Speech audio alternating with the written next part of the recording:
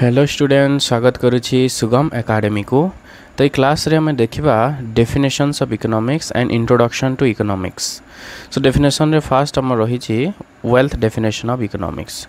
सो +2 economics रो total notes available अछि। जो माने इंटरेस्टेड जो डिस्क्रिप्शन रे कांटेक्ट नंबर दिया जाइछि, कांटेक्ट करि पारिबे। मात्र 99 रुपीस रे टोटल +2 इकोनॉमिक्स सेकंड ईयर रो टोटल नोट्स अवेलेबल रहइबो। तो जो माने इंटरेस्टेड से माने नै पारिबे।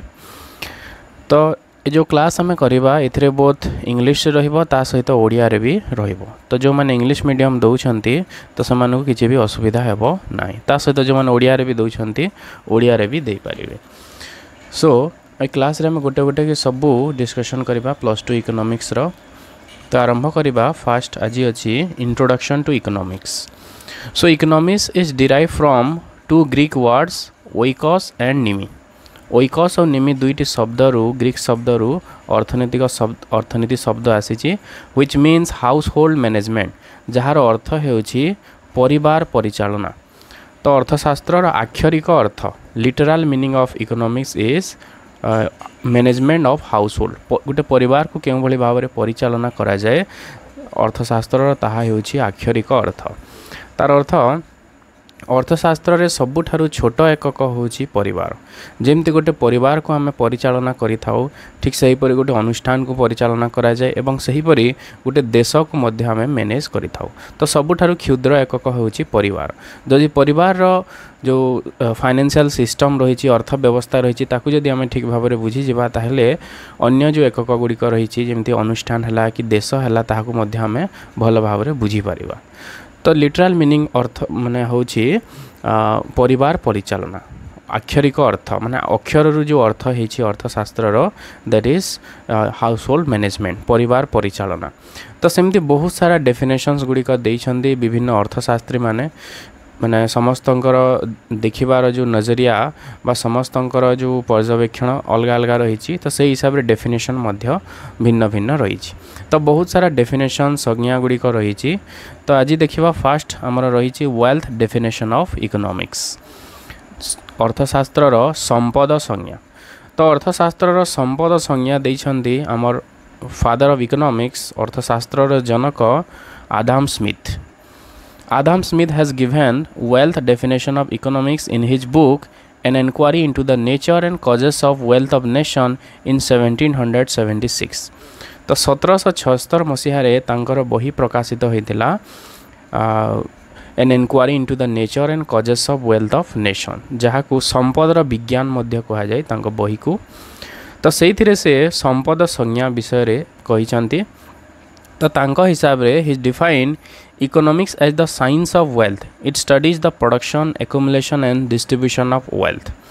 तो अर्थशास्त्र केवल संपद को अध्ययन करि थाए, भौतिक संपद को केवल अध्ययन करि थाए जो थिरे हमें उत्पादन पढ़ी थाउ, संचय पढ़ी थाउ एवं बंटन ए जिनस आम अर्थशास्त्र रे पढ़ी थाउ। तो तांको हिसाब रे अर्थशास्त्र हेउछि संपदर विज्ञान। Economics is the science of wealth कहिथिले आदम स्मिथ।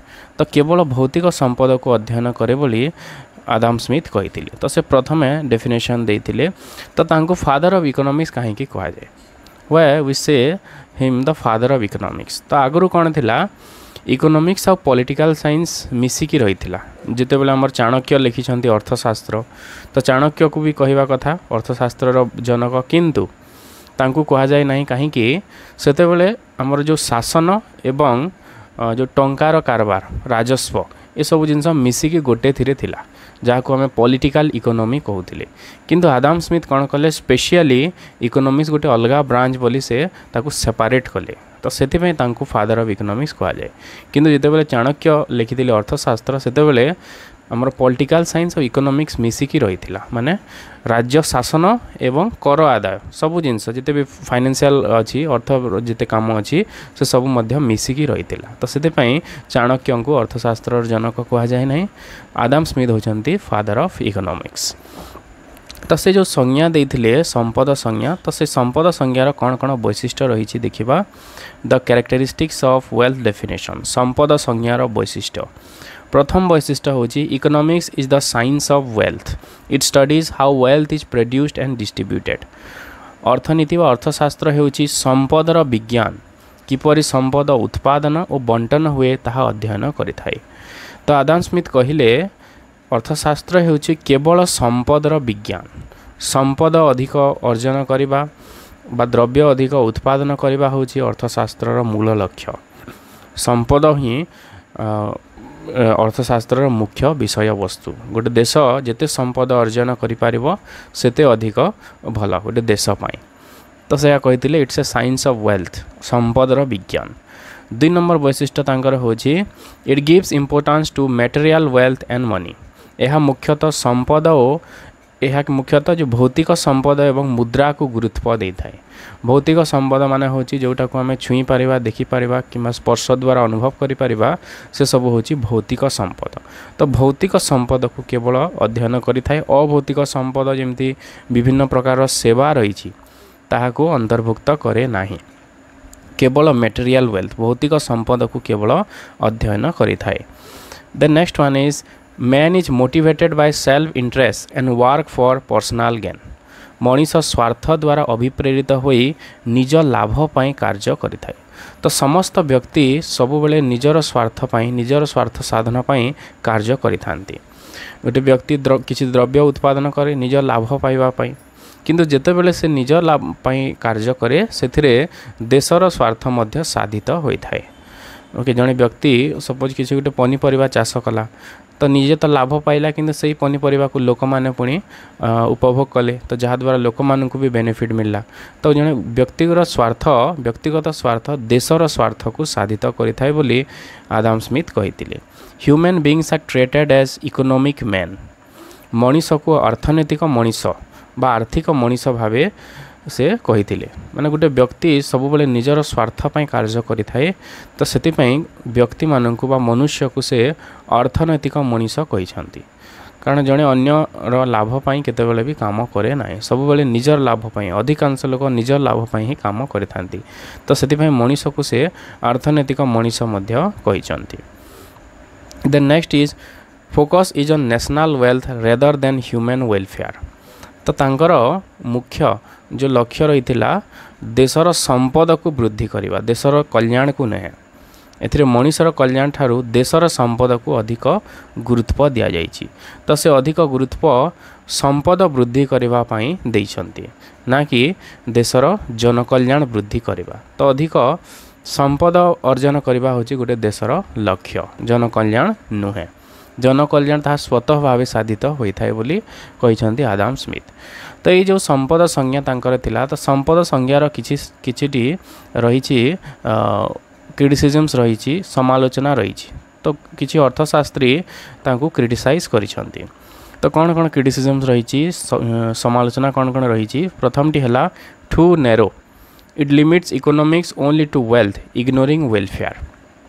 तो यह होछि अत्यधिक संकीर्ण, केवल संपद को अध्ययन करी मनीषर कल्याण को अवहेला करिछि। तो किछि अर्थशास्त्री कहिले केवल संपद को अध्ययन करिथाए, किंतु संपद होछि संपद अर्जन करबा गोटे देशर लक्ष्य नुहे। संपद द्वारा किपरि भाव में जनकल्याण साधित हेबो ताहा हेउछि गोटे देशर लक्ष्य, किंतु एही संज्ञा अनुसार गोटे देश जनकल्याण को ध्यान देई न थाए। तो सेतिपई एहा अत्यधिक संकीर्ण, इट इज टू नैरो बोली कहिसंती किछि अर्थशास्त्री। 2 नंबर है मटेरियलिस्टिक, स्वार्थपर हेबा पई शिक्षा। It gives more importance to wealth rather than human values. संपद को अधिक गुरुत्व दे मानवीय मूल्य को अवहेला करिछि। तो लोक मानकर गोटे ही लक्ष्य रोचे से केउ भली भाव में संपद अधिक करेंगे। तो संपद अधिक जदि लोक मैंने अर्जन करने चेष्टा करेंगे तो सेमानकर जो मानवीय मूल्यबोध रही, दया क्षमा धर्म, तो यही सब जिनस को से माने ध्यान देवे नाही। तो स्वार्थपर दुनिया हो मुख्य लक्ष्य जदि अर्थशास्त्र संपद अर्जन जदि हम तो से मेटेरियलिस्टिक कहुई, स्वार्थपर होगापी शिक्षा प्रदान करुच्ची संज्ञा बोली किसी अर्थशास्त्री समालोचना करिसेंती। The next one is neglects human welfare. Wealth is treated as end, not as means. It was criticized as gospel of mammons. तो मानवीय जो जनकल्याण को यह अवहेला करिछि माने संपद आमे कहीं दरकार आमको संपद द्वारा ही आमे निजे उपयोगिता पाई परिबा उपभोग करि परिबा संपद पाई।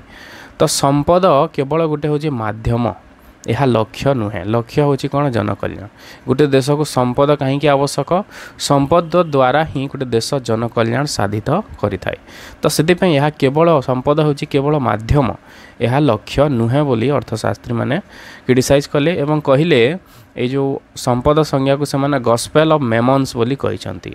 गॉस्पेल ऑफ मेमन्स माने होची, मेमन्स माने हला असुर, गॉस्पेल माने होची तांकर वार्तालाप। असुर मानकर वार्तालाप के भली भाव रे हिथाय, सब बोले से माने निजर स्वार्थ में काम करिथांती। माने कोठू धन आनी आसबे किमा कोठू को महिला को आनी आसबे, तो एमती सब बोले निजर स्वार्थ पई असुर माने मतवाद करिथांती बा वार्तालाप करिथांती। तो सेतिपई किछि अर्थशास्त्री ए जो वेल्थ डेफिनेशन को संपद संज्ञा को से माने गॉस्पेल ऑफ मेमन बा आसुरिक मतवाद बोली कहिसंती। Then unrealistic concept of economic man, जो इकोनॉमिक मैन कहिसंती लोक मानकू, दैट इज अनरियलिस्टिक, ता वास्तव नुहे। अर्थनैतिक मनीष धारणा अवास्तव। सबु बेले मनीष निजर स्वार्थ पई काम करे नाही, बरं अन्य लोकंकर स्वार्थ पई मध्य बहुत कार्य करिथाय। तेणु आमे जदि कहिबा कि केवल निजर स्वार्थ पई काम करूची, ताले या वास्तव हेबो नाही। The next one is no distinction between good and bad wealth. Liquor, drugs also counted. तो ये भल संपद एवं खराब संपद मध्य से पार्थक्य करी नाहांती। खराब संपद माने मद है मादक ये जिनसर जब उत्पादन वृद्धि हुए ताहले जनकल्याण ह्रास होता है। तो खराब संपद और भल संपद, केवल संपद अर्जन करने गोटे देशर लक्ष्य, ता भल हो कि खराब हो, तो से भितर किसी भी से डिफरेंशिएट करी नाहांती बा पार्थक्य बाहर करी नाहांती। तो यही सबू रही समालोचना आमर संपद संज्ञार। Okay, so that's all for this class. Next class रे हमें देखिबा जनकल्याण संज्ञा बा वेलफेयर डेफिनेशन ऑफ इकोनॉमिक्स।